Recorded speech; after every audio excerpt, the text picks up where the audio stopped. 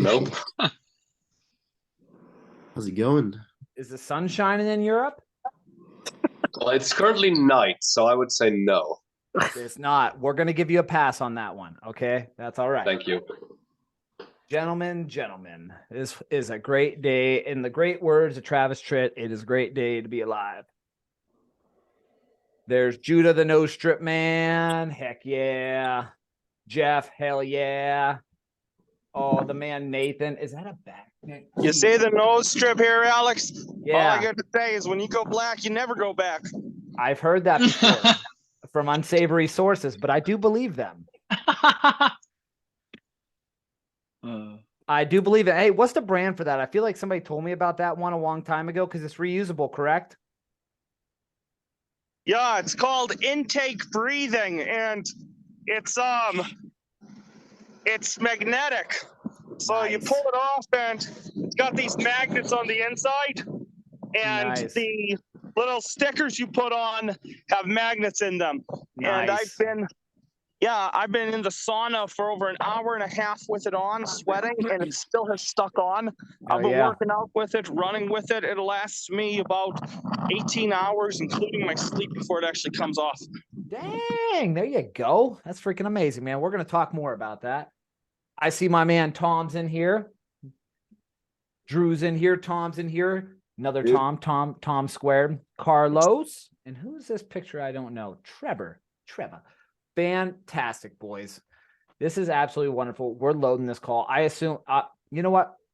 I'm going to assume that this call usually has no people and you are all here because of me. So thank you very much for coming to this call. I appreciate all of you for joining this room. Absolutely amazing. I was on this call about 2 weeks ago and Gabe started this, and I assume this must be a trend that he does every week, and I freaking loved it, where we started off with wins. So whoever wants to kick it off first, tell me a win for the week. Let's get this room fired up, and then we will segue right into the normal conversation. I got one for you, Alex. Hell yeah. So when I started this program, I weighed about 400 pounds, and I've lost about 25 so far, but that's with putting a significant increase in muscle mass on. I've been lifting every single day of the week. I've been now running and training for a half marathon. Also, I've got my speed up to 3.62 miles per hour average for a 13-mile walk.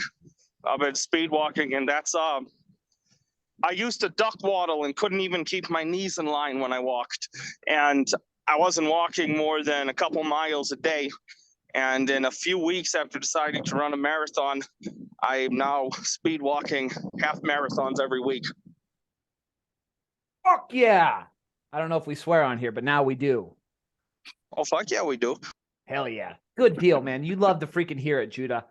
Let's keep that energy going. Who is next?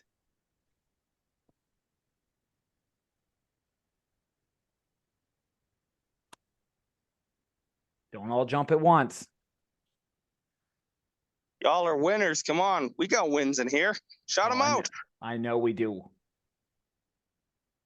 We just have a bunch of modest guys. They don't want to flamboyant these in everybody's faces, but this is the time that we throw them in everybody's faces. Hey, what's up, Alex? Nathan. What's up, man? I'm sorry. I'm driving and I'm with my wife right now, so I was just trying to stay muted. But Hello, Nathan's wife. Tell us a win. Tell us a win, both of you. So we it's kind of small. It doesn't really have to do with with fitness or doesn't have to. We paid off 2 of our credit cards in the Bam. Yesterday. So That's such a great feeling. Such a great feeling. Yeah, it was a really good feeling. Oh, you don't have that thing hanging over your head anymore. Been there, done that. So great. Yeah. Good for you guys. Absolutely amazing. And then I hit a new low today. I've been finding that I hold on to body weight for about a week, and then I have a massive drop. And so this morning, I guess, was my massive drop. So I'm about 60 pounds down since this time last year. So yes. It's a Hell pretty yes, brother. Absolutely amazing, man. And you're just going to keep that rolling. Absolutely wonderful, dude. You're looking like a stud muffin there in your Zoom pic. I appreciate it. No Thank homo. No homo. Asterisk, asterisk, asterisk. Or I know. Got him. All right. Who is next with the wins? Keep them rolling. No, and I'll share. Even though I kind of fucked up with the diet and all that, the past couple days, I weighed myself this morning and I was still the lowest I've been in a long fucking time. So Hell yes. good. Even though I know I fucked up on some things, but see the progress still working, man. The Nice. negatives are now turning into a positive, my friend. Hell yes. Chalk it up as a W, my friend, and we keep on the game plan. W. Yeah, it's a W. Yes, sir, it is. Jack, I know you got to win. Tell me, brother. Let's hear it. You're moving the USA, aren't you? Pennsylvania, Elk County. Yeah? I don't know That's- Pennsylvania, but I definitely plan is like July. So I'm moving out there after I finish this semester in uni. come to So- Wisconsin. We get beer and cheese. You don't want to go there. That is false. You want to go to Wisconsin. Wisconsin's a great place to. Cape Dan, Canaveral you're is the place I really want to be because that's where all the Take rockets a are. look. So Oh, yeah. Yeah. What are you majoring in again? astrophysics. I'm doing Absolutely. my master's in orbital mechanics. So yeah. Absolutely amazing, brother. rockets and satellite stuff like that. Yeah. Good deal. We're going to have a direct line. Default Kings is soon going to have a direct line to Papa Direct line Elon. to space. Yeah. Yes, a direct line to Elon in space. There we go. Take us to Mars. When civilization fails, do not forget the little people, okay? Give me a call. No worries. Tell me a W. Tell me a W.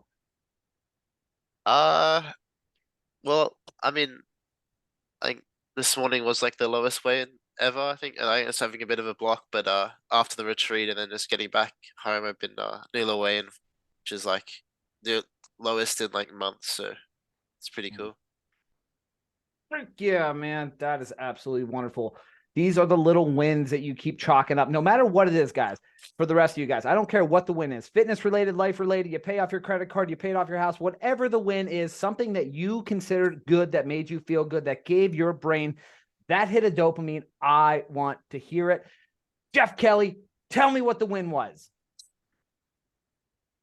So I spent the last 2 weeks roughly with a short break in between traveling, once for work and then once for family visit. And I stuck with the program pretty good throughout. Had a few slips here and there, but always came back. Went out to dinner with friends and to like pizza places and burger joints and breweries and did a pretty good job of picking the salmon and vegetables off the menu to keep it rolling. I came back from all that, even though like I said, I had some slips in the travels, and I was still, 6 ounces off my low weight or something like that. Hell So yes. I feel pretty good about that. These are the little wins that build momentum, that carry on to the next win. The little wins add and make the big wins, gentlemen. Dan Sills, since you're talking smack and spreading Wisconsin propaganda, tell me a win.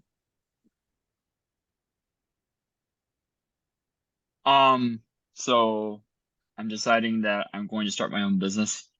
And I decided that, this week. And it's been rattling my brain because just a whole ton of financial stuff and what I really want to get out of it, determine the why, and the why is to be completely just financially free so I can be available for other people. So that is the move, and it's gonna happen.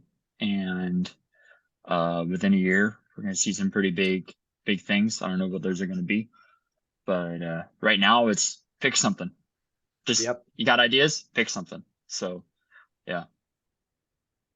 Go fast and break things, brother. That's all you can do at the end of the day. That's my best business advice for anybody. Just start. You're gonna procrastinate yourself down to the ground. Literally just throw that shit at the wall and see what sticks and keep churning, man. I have no doubts you're going to do amazing things, brother. Good for you. Good for you. Appreciate that. Thank you. Carlos, I see you about to jump out of your seat, brother. Tell me a W. I don't know about jumping out of my seat, but well, a couple of things. So you see the shoulder strap? You know, have Oh yeah, yeah. Now I do. so I've had a pretty significant shoulder injury for I would say probably the past 2 years. A valuable injury a couple of years ago. I haven't been pain free in a while, and for the first time today, my shoulder isn't hurting. What do you attribute that to? I guess the workouts, the dead hangs. I have no idea. You know, it's a combination of things. My shoulders are definitely stronger. So now again, I wasn't able to do this before, like basically lift my shoulder to the side or my arm to the side. Now I am, and it's pain free. So that's one. The second one is for my business. For the first time in 11 years, we're filing our tax return before April 15th as opposed to before October 15th. Ah, Yahtzee. Hell yeah, man. It's a little win sometimes. You don't want to mess with the IRS because they just added another 30,000 agents. So there's that much. Sorry, you cut off for a second. I hear you. I don't know if I want to say it again. If I double dip in that, they're going to come find me, and I don't need an audit. I said the IRS just added another 30,000 agents, so it's a good thing you're being on your P's and Q's there, my friend. Gotcha. We'll take that off the transcript. Yeah, take that off the transcript. I didn't say that. Cut. Fantastic. All right, Mr. Tom Ludden, tell me a W, brother. I hit another low weight, which is probably my low since maybe 2010 or so. Bam! There we that's go, good. brother. That's fantastic. Nice. That's better than good. That's fan-freaking-tastic, my friend. That's 3 Fs. Whew, good job, brother. I love to hear it, man. And I used to be in Pennsylvania, but I'm not there anymore. Why'd you leave? I went to law school. Doesn't mean you can't come back, brother. We're open. There was a pretty girl in the law library, and you know what? it's more than 30 years later, and I'm still here. Valid excuse. I will accept that answer. That is valid. Very valid. Okay. Drew Hartman, are you listening, brother? You just actively listen, and if not, you can share a W. That'd be fantastic. Yeah, I can share a W. So low weigh-in today. Puts me over Nice. 60 since joining the program. Also heading out this weekend for kind of a brother's trip. So I'm meeting my brother actually back in Nashville this weekend. So I haven't seen him in 4 months or so. So looking forward to that. Be a good time to catch up with just him and I. Nice, brother. And I'm gonna gloat for you on your behalf right now as well, because I'm so impressed with this, and I've seen it come over my timeline again. Drew has since the power of example has rubbed off on Drew, and he is committed to a mile a day like Andre as well, which is absolutely fantastic. I asked him yesterday on a call, dude, you look very tan, and he told me I've been running a mile a day. Good for you, brother. That's absolutely fantastic. Thank you, sir. All right, hey, Mr. Mark Buckley. Tell me a win, brother. You got to win for me. Yeah, I think my main one is that I've had a couple of physical setbacks. Last week I got pretty sick, like to the point of almost being immobile for a day or two. Also, I still kind of like have this ankle injury from a while ago that just kept getting worse and worse because I kept getting 10K steps a day in. So I was forced to really rest it for several days. And then it got better, but then yesterday it started flaring up again, so now I have to rest that again. Meanwhile, I've got some physical therapy appointments to get my left shoulder looked into because of a tendon that's kind of grown out of proportion. So there's all these reasons why I haven't really been able to be as active as normal. But still, last Saturday or Sunday, when I was getting better, when I was still like half sick but getting better, I was like, I know that I have the physical therapy coming up, and I know that I can't walk as much, so I'm just going to get a home workout in. So I'm finding ways to just keep my activity level at a reasonable point where I'm as active as I feel like I can be without injuring myself, and knowing what I can handle with what I've got right now until things settle down again. Oh yeah, brother. I'm glad you're feeling well. That's absolutely fantastic. What doesn't kill us makes us stronger. I know it's a cliche, but all cliches are right, and it feels good to hear. So good for you, brother. Thank you.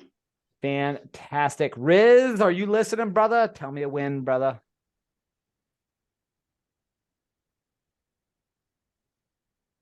or anybody. Oh, I see. All right, man. You just hung up on me. It's okay though, man. It's okay because we're going to Trevor next. Trevor, don't leave, please. Tell me a win.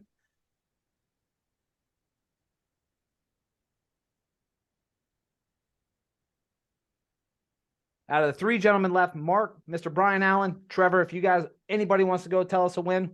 If you don't, that's cool as well. But here I'm at work. Okay. Acceptable. Brian or Trevor, if you guys want to go. If not, I could segue into the meeting. Oh, Riz, you're back, my friend. You're not. Hey, Alex, I am listening, but my phone is kind of screwed. So I was trying to unmute and it just kind of disconnected. Got you. No problem, man. I thought you were like my high school girlfriend hanging up on me. No, not gonna happen. Thank you, sir. Tell me a win. Here. So couple wins. I've been traveling all of last month, so about 5 weeks. I was traveling and initially was able to get some workouts in, and then I fell terribly ill, so couldn't get that. I was back in the gym starting Monday. And the good news was, despite the fact that I was off the program, I'd say for about 3 weeks, but getting back in, I was still able to hit most of my PRs on the workout.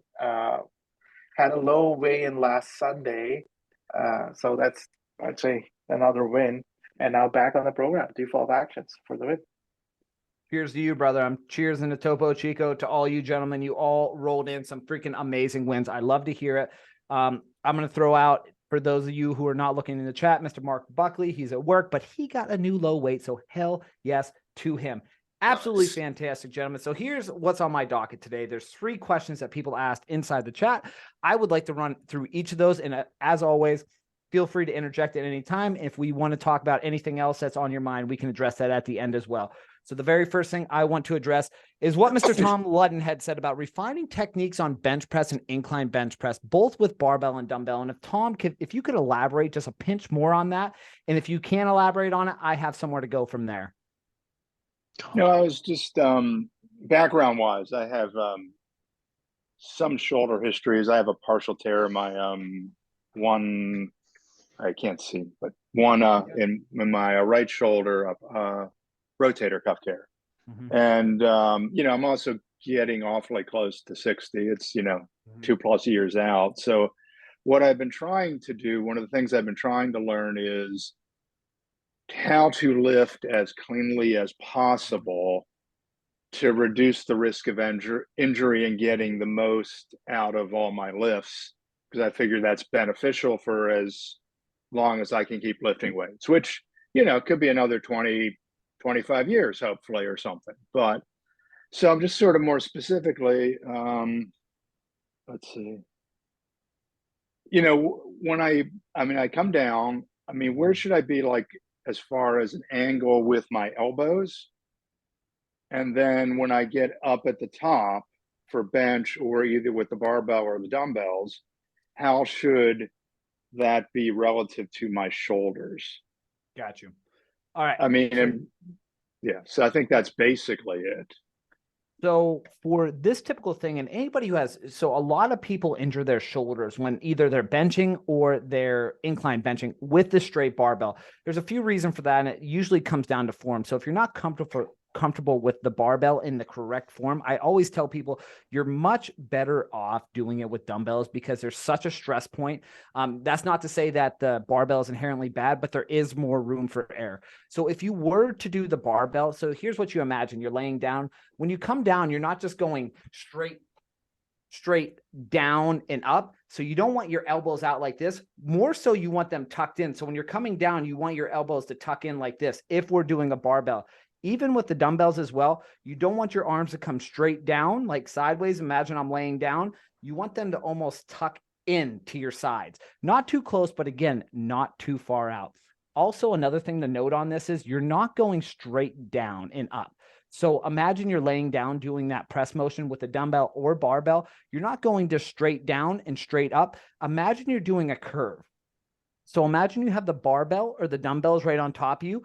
Imagine you're coming down straight to your head, but as soon as you're coming down, it's gradually going forward and it's going below your nipple. And then when you're coming up, you're slanting it back up towards your face. So there's always that motion where it's like a curve line. Up, done. Another thing to notice with this as well is it's not only a chest exercise. You're using and utilizing leg drive as well. So you have your legs firmly planted on the ground, not too far apart, nice and close in there. And when you're going down and you're going back up, you have that nice little arch in your back. You're utilizing that push in your legs. So as soon as you're going down and as soon as you're going back up, it's almost like you're pushing your heels, digging them into the ground and utilizing that push to get that up there. It's not cheating, anything of that nature. Now, of course, you don't want your butt too high. Then you're drifting into the range of you have too much weight and you're utilizing too much leg drive. What you want to strive for is having like your butt cheeks on the bench in that arch and you're feeling that nice push where it's a nice smooth rotation. Was that a little helpful, Tom? Anybody have questions on that? I think I'm just sort of trying to figure out, where I think that helps. That does help. So. And as well with the incline, because I was pretty focused on the flat bench there as well. With the incline as well, again, you don't want, and this is the biggest mistake I see people make at the gym all the time. They're coming straight out like that. And they're putting so much stress on their shoulder joints because they're going straight out like that. Again, when you're doing the incline, you want to tuck those arms in. You don't want to go straight out because you're going to be feeling that tension on your shoulders. And that's not what you want at all. You want to come down in a nice motion up like that in there and going back up. Okay. Fantastic. That is helpful. Anybody have any follow-up on that, or would you like me to segue to the next conversation? I have a win to announce. Oh, first hell workout yeah, with brother. you guys, and it was flipping awesome. I loved it. It was great. Didn't hit any. It's my first time back in the gym for about 3 months, and yeah, first session, worked it through. Totally stoked. Got the whole thing through from Chris Hemmings, and yeah. Great workout this morning. Thanks, guys. Loving it. Boom. Hell yeah, Brian. You love to hear it, man. You love to hear it. Hell yes, gentlemen. Well, with that being said, we're going to segue into Judah's conversation. He's talking about running. I have a lot of guys who are getting into running now. Not sure if anybody in this room is. Running is a fantastic thing. Judah's specific question is, can we talk about balancing training for long distance running with lifting and working on cardio and running from a deficit? Also, can you run long distances fasted? A lot to unpack there, so we're going to do it step by step. So when I run, Judah, you're more specifically training for a marathon. I'm still lifting weights 3 times a week, and I'm running the opposite 3 days a week. Running is something that, if you're training for a marathon, or even if you just want to run in general, you know what I mean? You don't have to go out there and do 5 miles a day. You could literally do 1 to 3 miles a day. Nothing that strenuous. More specifically for you, Judah, since you're training for a marathon, there's some great marathon protocols out there that have you do like 2 runs a week that are like 3-mile runs, and your third run is a longer run. There's a bunch of programs out there, and I will say, I'll be the first to admit when I don't know something. Not that knowledgeable in the running atmosphere. That's more my sister's thing. She is an avid runner, a marathon runner, actually just ran one in Brazil. That's her terms. Do not know about that. One thing I do know, though, is if you're running further distances, think about 6 miles plus, you definitely don't want to do that on a deficit.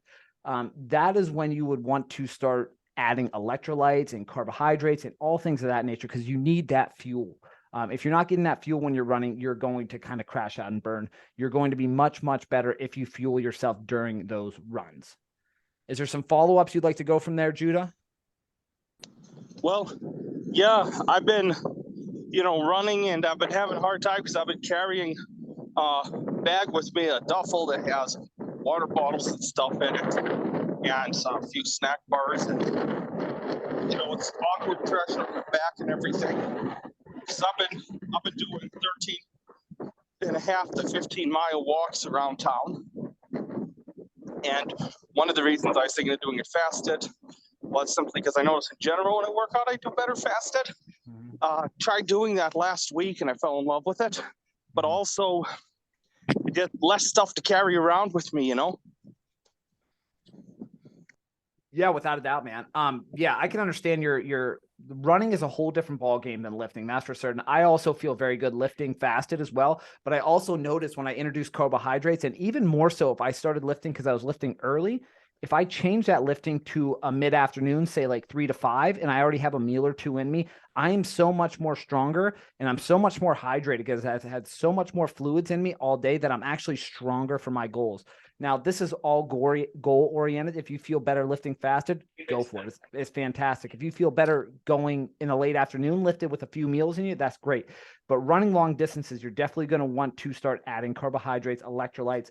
I'm sure you're drinking like bottled water, maybe filtered water. Add some salt, or I know you're an LMNT guy as well. The LMNT packets as well, absolutely fantastic. Get some potassium and all that jazz in your life as well. When you're Yeah, training, Judah. doing the longer runs, what is your solution for carrying the amount of fluids you take? Because I have the 16.9 fluid ounce bottles of water with me when I run, and I carry a little bag that has about 20 of those with me, and I'll use them all up by the time I'm done with that. Judah, back in the day when I have done 8 marathons and trained for them, it was a while ago. There's the man. Okay. What I did is I did 4-mile loops, and at the end of my subdivision, I just dropped off a whole bunch of quart bottles, 2 or 3 or 4 quart bottles of it was usually half water and half Gatorade, and then I'd run a 4-mile loop, stop, drink 16 ounces or whatever depending on the day, then run another 4-mile loop, and then stop, and then drink fluids there. And I mean, it's because when you run the race, they'll have water tables every mile or two. So and you can't, you can run 10 or 15 miles without, but it's not recommended, especially during the summer. And it really hurts your recovery if you get that dehydrated. So that sort of solves the problem of needing to carry everything. You just need to carry it to one spot and then, go from there, as long as you can find some place to put it in the shade and where no one's going to grab it. Camelbacks are also a great idea. Those fanny packs that hold the water bottles are also great ideas, but Tom's idea is wonderful as well if you can do a loop as well, because they do provide refreshments at all those things as well. So you have those stops and those checkpoints as well where you can refuel and rehydrate and things of that nature. I don't know if you've ever seen, I know you're not doing an ultra marathon, but if you've ever seen the snack tables at ultra marathons, it's hilarious because they got like Pepsi and gummy bears and candy there. And I was like, but that's fast sugar, that's fast carbohydrates, that's fast insulin right there. So I know I've talked about it before and maybe some people have heard it, but the way I'm lifting and how much energy I'm outputting throughout my day, like I take gummy bears and I drink an A&W root beer, regular pop at the gym, because that's great carbs, that's great insulin. And I have a sweet tooth, and not only does it help me in the moment in the gym, but it satisfies that sweet tooth where I'm not doing it nefariously in a bad way. There's a little cheat code for you guys as well if you guys enjoy soda or gummy bears like I do. Tempting me with a good time. Can't believe it. I know. Fantastic. I'm very excited for this next question because this is a question I have to deal with a lot, and I think this is something that we can all agree upon that we may and hopefully don't have to encounter. But Mr. Gavin Pike has a question up. How do you approach your workout on the days that you just saw your back is so sore you can't loosen it up, but you're supposed to do deadlifts? Do you decrease the weight? Do you do different stretches? How do you approach it when you're just not feeling your best, but you still want to get a workout in? So throughout this whole process, I've been training a lot of guys who have had some sort of injury, whether it be from sleeping or just lifting or just in general in life. Life happens, you get an injury, it happens. So with that being said, you got to assess how bad the injury is.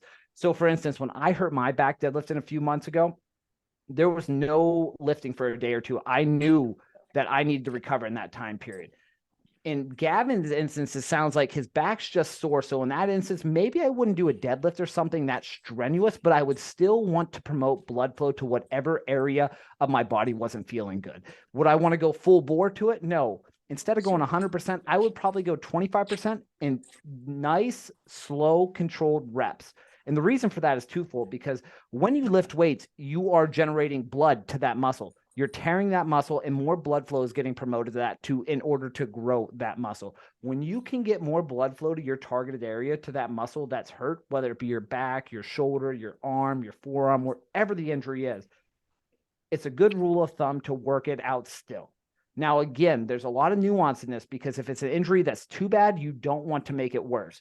You have to gauge how your body's feeling. So this is a very tricky subject, but again, only you know how you feel. Anybody in here who's dealt with some injuries want to chime in and talk about their experience and how it was helpful, or want me to dive a little deeper into that topic as well? Because I believe this is a topic that a lot of us have suffered with before, injuries in the gym and how we approached it. Or if we haven't, hopefully it's something that you won't have to encounter. Yeah, when I was dealing with my shoulder, it was kind of the same thing. It was like I know I need to still work my shoulders, my chest, my back. Like it kind of impacted everything. But yeah, like you were saying, just like doing it low and slow really allowed that blood flow to get going, get it moving, but it didn't really push it as far as like the injury goes. And then for me personally, there were certain movements that targeted my shoulder. So I kind of just alternated, like there's variations for everything. So like, for example, shoulder press was really hurting me. So for shoulder press, instead of doing dumbbells where I'd have to use a little bit more stability, I did the shoulder press machine, and that allowed me to still get the workout. I was doing it, doing light weights, going slow with it, but I didn't, it was just working that instead of having to use a bunch of accessories and push it harder than I needed to. When I have these injuries as well, something I like to do is, so say if it was my shoulder, if it was my back, for instance, when I was getting back into the gym after that deadlifting injury, I was doing a little deadlifts, very, very light. I think I had about a $105 on there, and I was just going so slow. And then after every set that I was doing, I'd literally sit there and I would stretch, because I'm trying to promote as much stretching of that muscle as I possibly can. A majority of times when people get injuries, they kind of go stagnant. They don't do anything at all.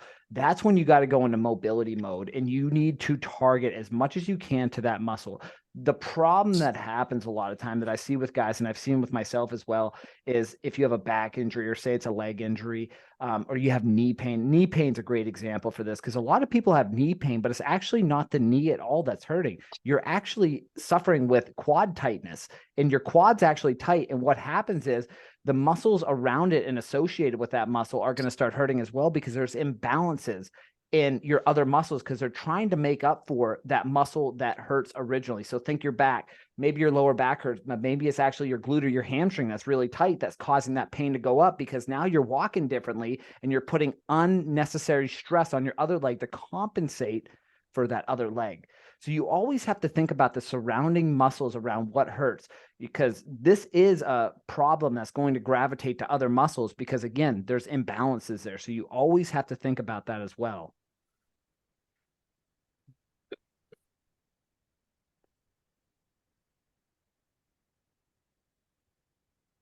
You chiming in, Jason? Oh, sorry, no. Okay, that's cool. I didn't know. I seen you lit up green.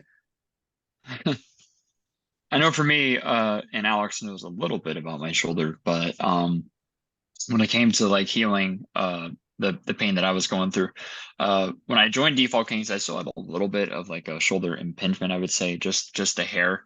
But I talked about it in a one call in like November, I think, or November or December. And the whole saying that I heard from Alex, which was motion is lotion, has been significantly very helpful for me. They started to initiate Chris started to put in, all of my coaches started to put dead hangs into my workouts. All my warm-ups are all very shoulder oriented. Also, what helps a lot is that like I actually had some significant shoulder pain, and I just had some really good physical therapist people that knew what they were doing, and that it was the biggest first step I could have ever taken, was being lucky enough to have some physical therapy people around me that really 100% know what they're doing and know exactly, just like what you were saying, Alex, it's not just, your shoulder per se, it's other muscles around it that are associated with, just like with any sort of physical therapy thing that you may need to go through. So yeah, that was beneficial for me, but like scap rotations were really helpful for that. The dead hangs I know have been playing a big part in repairing that as well. for me. One big thing as well is like I try to tell people, like, no matter what your goals are in the weight room or fitness related, one goal that we should all share in commonality is longevity. And what I mean by that is, like, when you get to be 60, 70, 80, you want to have the health where you're not that guy who's walking around with a walker in a wheelchair, any of that. Like, that's always in my mind when I'm training, that not only am I training to get bigger, faster, stronger, but I'm training to get bigger, faster, stronger for that guy, that Alex 30, 40 years down the road. And when injuries pop up, things happen sometimes. When I did the deadlifting injury, I just took the rep way too fast. It was a silly mistake. I had my butt too high. I can see it plain as day now. And it taught me the lesson. Hey, Alex, take your time. This isn't a race. You know what I mean? So it was a great lesson. I'm great it happened. I'm great I didn't get that injured, but it put a lot of stress and emphasis on just mobility and stretching and the recovery protocols that I had. And when you start to maximize those things, and you can start to maximize the little levers, and the littlest lever that you can literally do every single day, 5 to 10 minute time commitment. I try to tell all my guys is implement a nightly stretching routine. Implement that. You're going to be better off than a majority of people. For the David Goggins fans of this chat right now, because I know there's a few guys, Dan, you're one of the guys who read his books. I know that. He talks about in his first book, Can't Hurt Me. And for you, those of you who haven't read it, he gets to the end of the book, and I think it's right after he ran one of his ultras, or he's in preparation for another ultra. He literally felt like he was dying. He did not know what was going on. He had no energy. Went to a bunch of doctors. No one knew what was wrong with this guy. So he had this idea. He's like, oh, wait, I remember this time in Navy SEALs training, they brought this guy in to teach us how to stretch, and I didn't pay attention worth shit. Maybe I should call him, because all these doctors do not know any answers. And maybe this is literally his last resort. He calls the stretching guy in. The guy runs him through rigorous stretches for 5 days. And wouldn't you know, after that, he felt like $1 million. His body was just too tight holding in all that energy.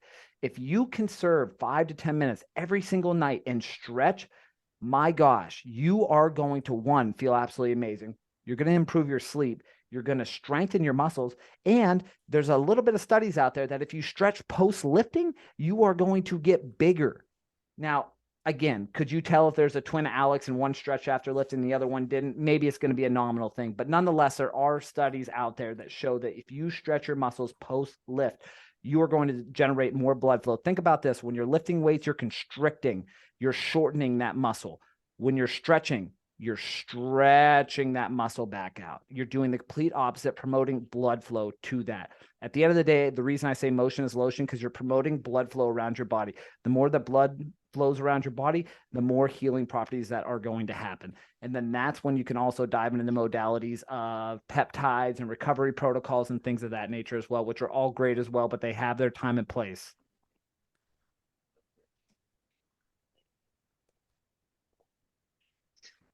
Were you about to say something, Jack? Do you recommend stretching before running?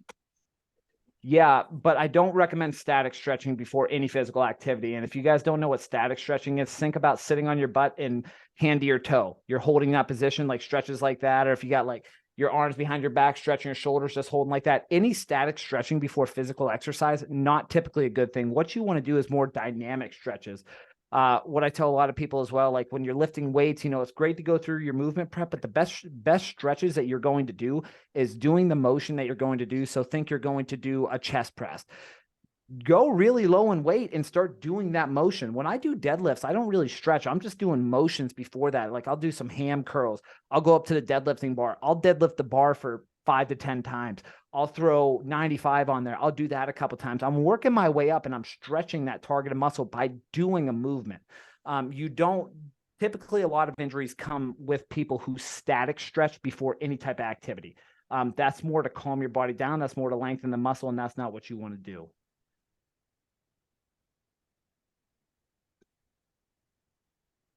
I just can't believe in elementary school they had me stretch before a PE class. Well, I mean, hey, it was elementary PE. You know what I mean? What are you going to do? You know, when you're talking about stretching post-workout, is that like right after workout you suggest doing it? Or does it like, can you do it like later in the day? Yeah, you can really do it whenever you want. So you should stretch after you work out. Do I stretch after I work out? No, I'm trying to get out of the gym. I got stuff to do. You know what I mean?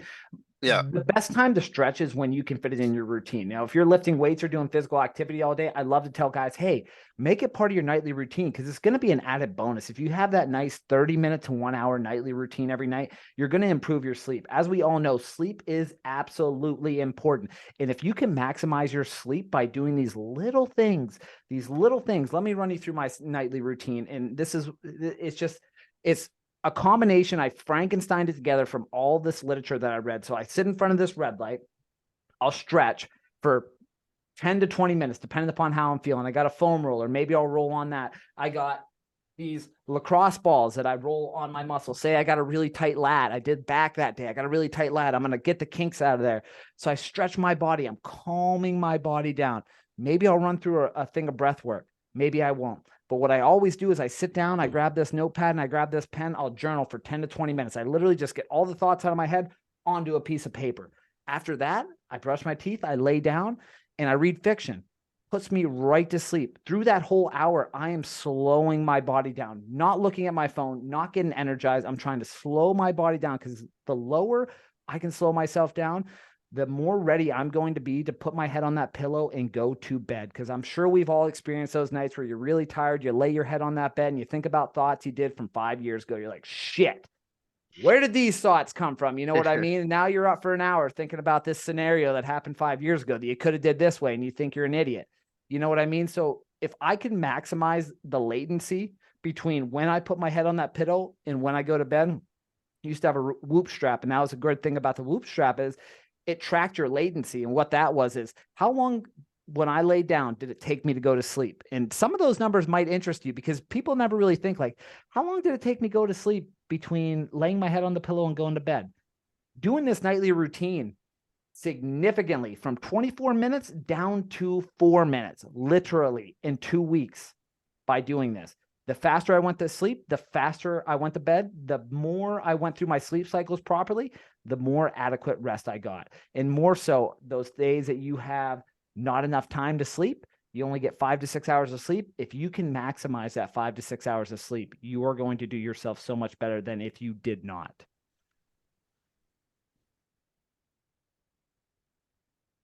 You have like a particular routine, like a stretching routine at night you suggest, or just kind of? I like to hit every muscle. You know what I mean? So Yeah. This is all situational to you guys. There's great YouTube videos on there, but like for me personally, I like to start at my calves and just work all the way up. So I'll stretch my calves. I'll stretch the tibialis, which is in the front of your calf right there. Usually gets struck a lot. Like think when you get shin splints when you're running, that's a tibialis right there. Stretch that out. I stretch my quads. I stretch my hamstrings. I'll go into my abdominals, my back. Like I just work my way all the way up. I do each muscle. Done. That's amazing. I like that. And you just need to find what works for you at the end of the day. There's a bunch of great tutorials on YouTube. They're absolutely fantastic. I'm actually learning yoga right now from Cassandra with Yoga with Cassandra on YouTube. You know what I mean? I pop it on the TV and I just freaking do yoga. Like so many great resources out there. And I know that's one of the things that the guys are working on right now is a little bit of educational material around stretching as well, just to help you guys out, because that's a huge thing and it's very beneficial. That pays huge dividends. And again, you're going to see them right now, but the you in 20 years is going to really get the dividends from what you do now.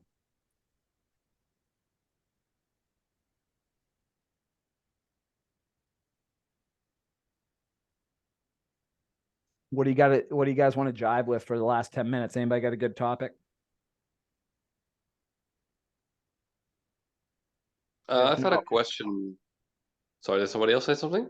Nope. Go. You got it, brother. Okay. I've had a question that I've been meaning to bring to one of these calls at one point. Because I've been doing the Calorie Crucifier program, but I'm running into a bit of a problem because I've noticed that at the point where I'm about to hit muscular failure, I'm already hitting cardiovascular failure.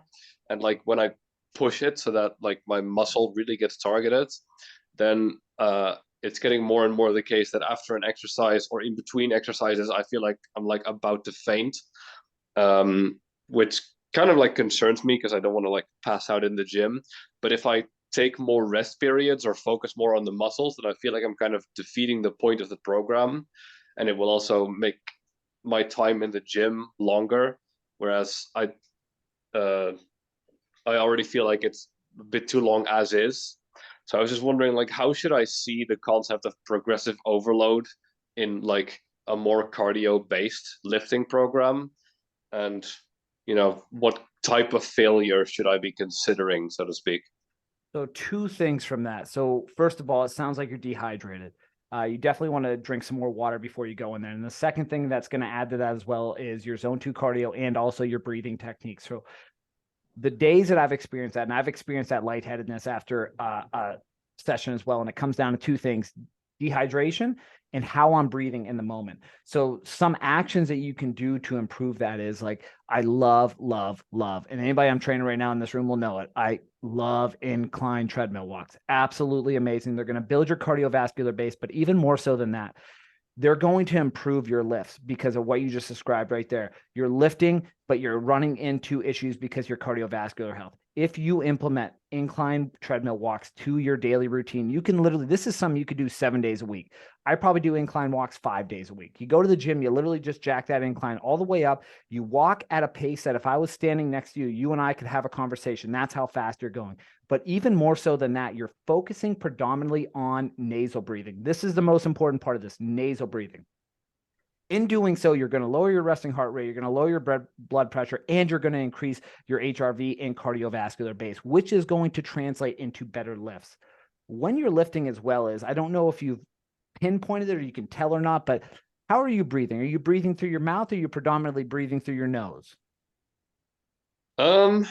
No, I think that's a good point, because I honestly couldn't say. I don't think I'm as conscious about it while I'm lifting, because I'm focusing so much on the physical movement that I'm not thinking about the breath as much.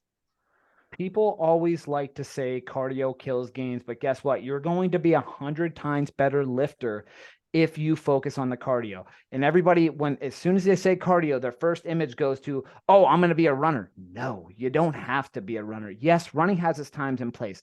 Sprints are fantastic.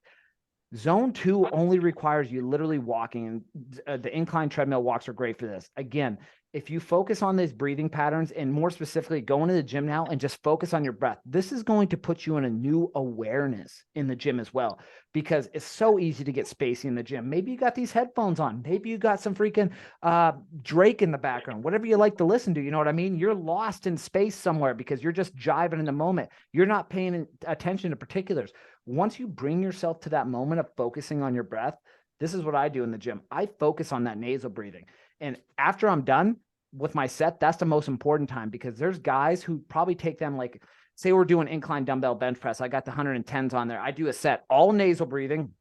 After I'm done, me versus somebody else who's a mouth breather, they're getting off there. It's taking them almost 2 minutes to recover from that set. It's taking me less than 30 seconds to recover my breath through nasal breathing. Huge 4 to 6 second breaths through my nose, out 4 to 6 seconds. In 4 to 6 seconds, out 4 to 6 seconds. I can recover my breath so fast from incline walks, breath work, and just being very aware of it. And then that segues into the second part of dehydration is, it sounds like you're dehydrated as well. I'm not sure how much water you're drinking throughout the day, but a good rule of thumb, if you don't think you drank that much throughout the day, literally down 40 to 60 ounces of water before you go to the gym. Preferably salt water is going to be very beneficial. It's going to help you, especially in the gym, because that's going to be great electrolytes that are going to stick with you. You're going to drink far less water. You're going to be way more hydrated, which is going to translate to more, faster, stronger lifts.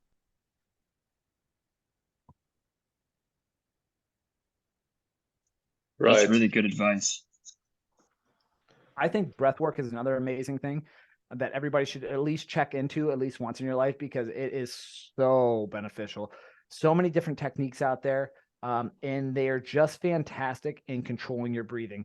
I can't recommend this book enough to people, Breath by James Nestor.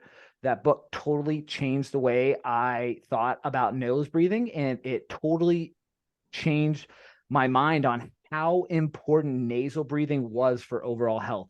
Absolutely extraordinary book. And that's why I wear a nasal strip all the time, because I want to maximize how much airflow this nose can get, because I realize how important it is. And again, like I The last 2 Spartan races, like I don't tell people this because I don't want to feel like I'm bragging. I barely effing trained. I didn't run at all. I literally just did incline treadmill walks on a treadmill. That's it. And I posted amazing times because my cardiovascular health was so good by doing that. Like it's not hard. It's literally just takes time and concerted effort and awareness of how you're breathing all the time. When you guys are out trying to get your steps in the sun all day, put yourself in a whole different level of awareness by, instead of just daydreaming, focus on your breath the whole time. Have your teeth lightly touching, tongue rested on the top of your mouth, in through your nose, 4 to 6 seconds, out through your nose, 4 to 6 seconds, while filling that diaphragm nice and up, releasing it nice and down. You're going to put yourself in the present moment. It is special. It puts you in a different mindset. That mindset correlates to other areas of your life as well, which is so beneficial. Maybe I need to get into the nasal strips because I do feel like if I'm working through an exercise or in between them, I just feel like I can't get enough air by just using my nose. So I feel kind of forced to use my mouth. It's one of those things, if you don't use it, you lose it. He describes that in the book as well. And if you're not used to nasal breathing, you're going to feel like you're not getting enough air, which ironically, you are getting more air through your nose than you are your mouth, but you're so used to breathing through your mouth that you think that way. Trust me, when I started this about 2 years ago, I was the same exact way, man. I didn't think I was getting enough air through my nose. And now I could literally lift a whole session without opening my mouth once. Literally. From start to finish, an hour and a half in that gym, I could be in there treadmill walking everything and not, if you duct tape my mouth shut, don't need it.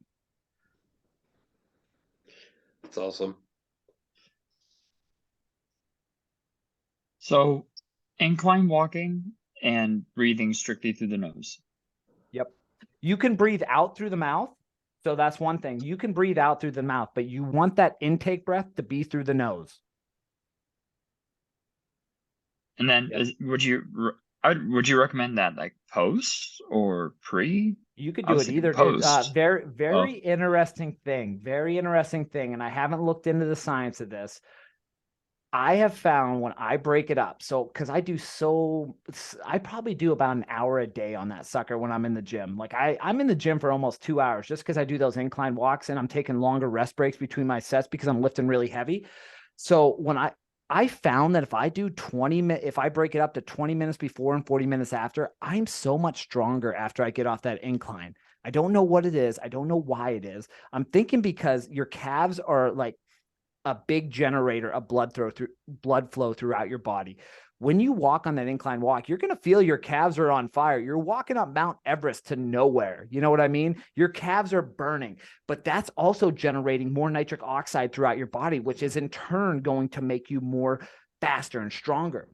So if I break it up on like my deadlifting days, which I do, dude, I am strong. Again, you can do it before, you can do it after, whatever works for you. But that's just a little anecdote I found out for myself that if I do a little bit before and break it up into 2 sessions, dude, I get a nice sweat going. I'm all loosey-goosey. Like, I'm ready to go. Wow. 20 pre, 40 post? I mean, that's me because I'm a nut. I'm doing an hour a day, man, because I don't do ab work. I consider that incline walk my ab work. I crappy not, man. Like, that's what I do. And once you do it, you'll figure it out because your calves are on fire, your freaking quads are on fire, and your core is just rolling, man. I literally put my hoodie on, I put these headphones in, I put my hood up, and I just look down and I'm just trudging up a hill to nowhere, man. Going up the hill to nowhere. Alex, what's the incline that you go to? Is it basically as high as you can stand without grabbing on? Or no, I just put it literally every treadmill I go on, I just put it to the max. Just max, okay. But all treadmills aren't created equal. You know what I mean? Because like my gym it goes up to 15. I was at a gym in Houston that went up to 15, and dude, that was like almost straight up. I had to lower the speed down significantly because it was so high. So again, they aren't created equally. You have to, I have a client who is going through this as well. You need to pick an incline that works for you.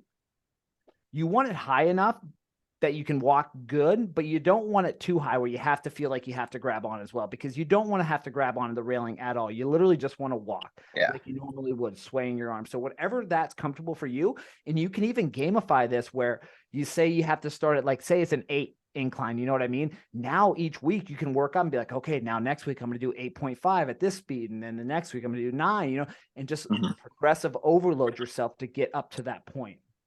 Yeah. Good stuff.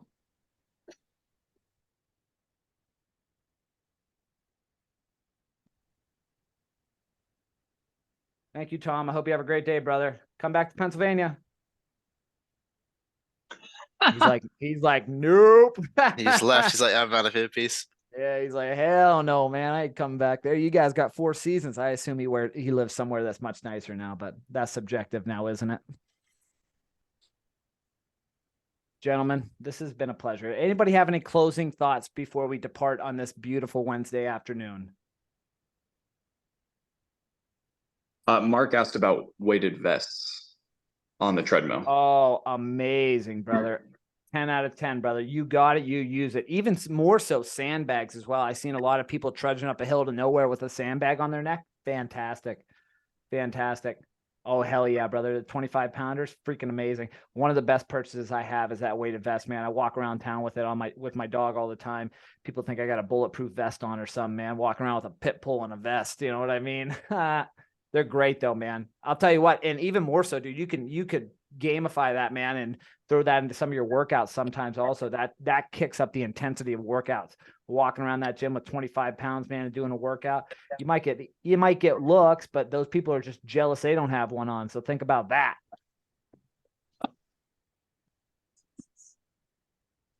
I think we need to start a challenge to take on the 1 mile run club. That's an uphill rucker group. Oh, Alex's uphill rucker group. That's a great idea. I'm in it. That could be the next one. Jacob, you hear that? Write that one down for later, man. After 2 weeks, we got another one on the docket. Hell I'm already yeah. doing 30 pound backpack, 30 pound backpack in 15 degrees based on Alex's Hell suggestions. yeah. Yeah, they're amazing. Jeffrey man. already does this. I forgot about that. Yeah. Hell yeah, brother. Hell yeah, Love gentlemen. This has been a fantastic call. Gabe is gonna watch a recording and be so upset he wasn't here. It's all right. We held down the fort for you, brother. Last drink of Topo's for you. Well, gentlemen, this has been nothing but a pleasure. I hope you all have a fantastic afternoon. And until next time, any questions, comments, concerns you want to throw in the chat after this, let's do it. But besides that, I hope you guys all have a fantastic night and enjoy the rest of your week. And I hope to see some of you guys on Friday. Have a good one. Thank you so much. See you See you later. later.